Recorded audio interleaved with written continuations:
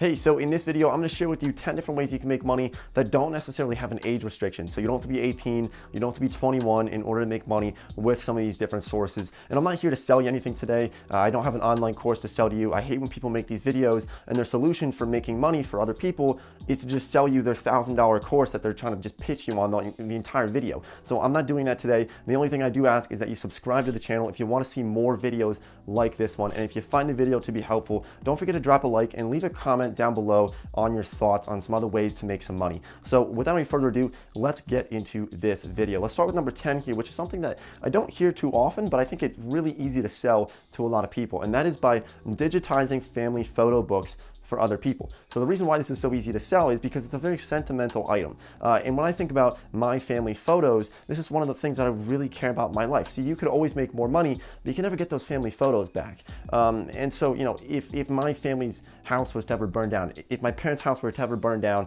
God forbid, but if that ever happened, the one thing that I would really care about most is all those memories, the 18 years of my life that I spent in their house, all those memories that I would have that were lost, all those photos that were lost. So that's a really easy way to sort of pitch that product or that service to other people without obviously being sleazy about it. Don't be high pressure sales with selling this service, but I think a lot of people would be willing to pay for this service. It's something that I personally would be willing to pay for somebody to digitize my family photos. And you can set up different pricing models for this. You can either price it per photo book, maybe do it hourly, however you want to set it up. It's not hard to do. You just get a scanner, put it on your computer, and then upload it to the cloud, maybe throw it on a USB drive, however they want it in that form. So that is number 10. I think it's a cool option for a lot of people. You don't have to be any specific age in order to make money with that. Number 9 is to wash windows. Now, my brother's first real mentor was actually a window washer. He owned a window washing company, and this guy started when he was in high school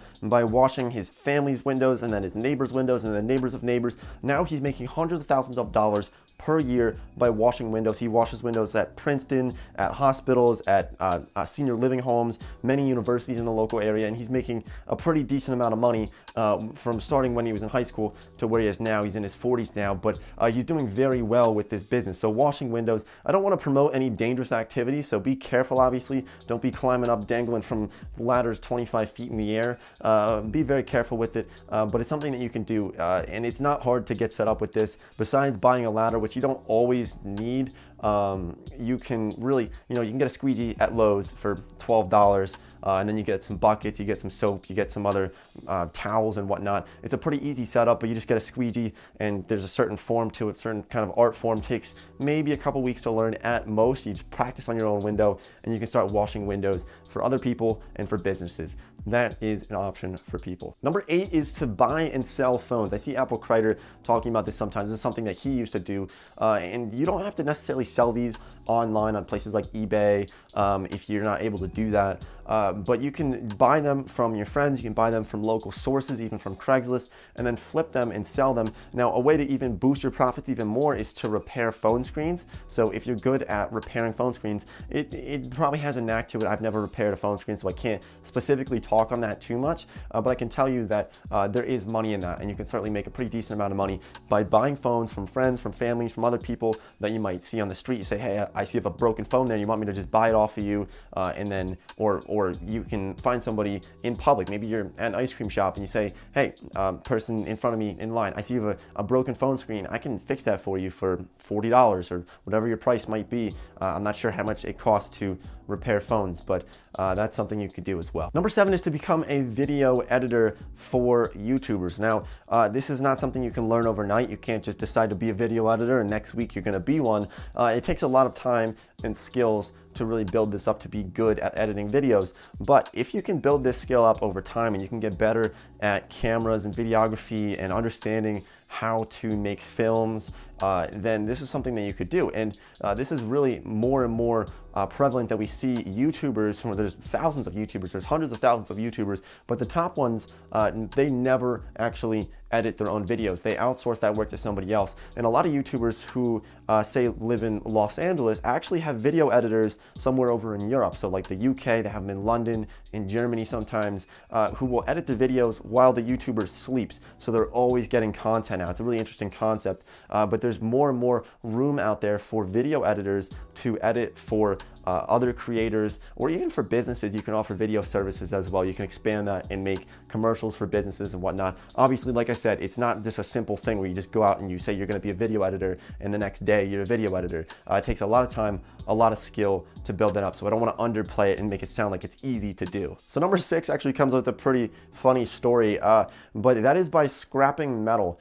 So this is something that I did from probably first grade through high school. I would just save aluminum cans, and I probably made a few $100s over that time by just having an extra bin next to the recycling bin for aluminum cans. People just throw them in there. Super passive way to make money. And it reminds me of this story that I heard that you could probably find online somewhere, of this woman who literally funded an entire community swimming pool with aluminum cans over her lifetime. She was saving aluminum cans to the point where she cashed them in and had enough money to fund a community swimming pool. So if you're looking for some extra ways to make some money, that's just a great passive way to make some money, a few $100s over a pretty long period of time, but it is something you can do.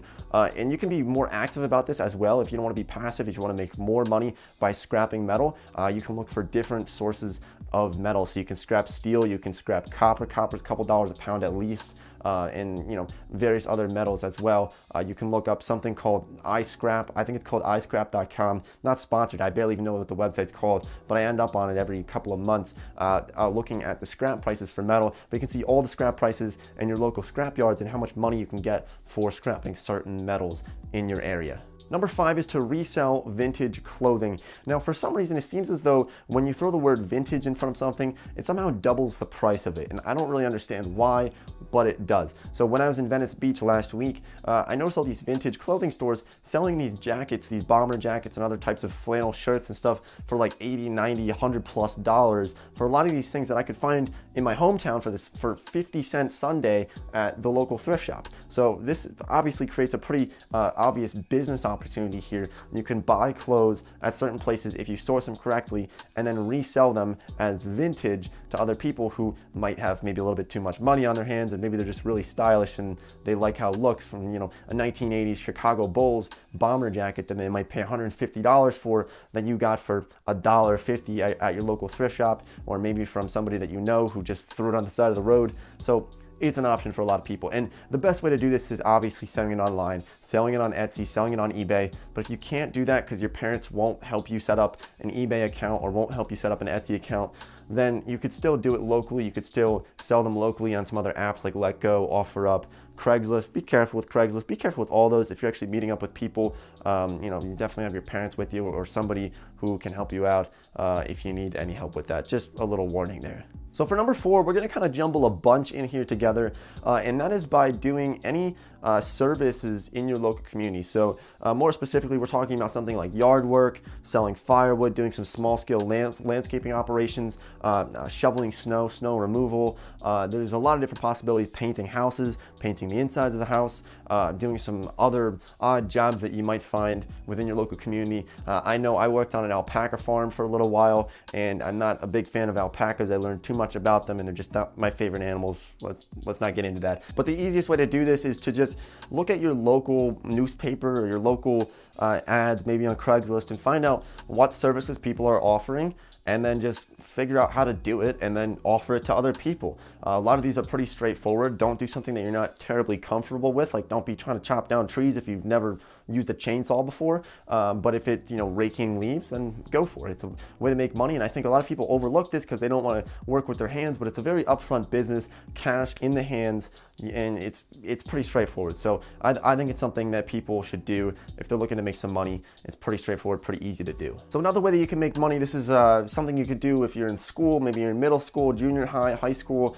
I did this in 6th and 7th grade, is selling candy, selling gum, selling other stuff in school, pretty much supply and demand, find what kids want and sell it to them. Obviously make sure everything's legal. Don't be selling anything illegal. But it's pretty easy to do. A lot of kids, they'll get lunch money, or they'll have some dollar bills that you can sell them a pack of gum for $3 that you bought for 75 cents. That's what I did when I was in 6th grade. And the main reason for this is because they banned gum in school. So what did I do? I bought gum and sold it in school because everybody wanted it. And that's something you can do. I made probably $10, $15 a day. Not much money, but it was pretty easy. You just throw some packs of gum in your backpack and then just sell it throughout the day. Number 2 is very hands-on, but it is a great way to make some cash, and that is by running your own mobile oil changing service. Now, when people hear this, they first think, I don't know how to change oil. How do you do that?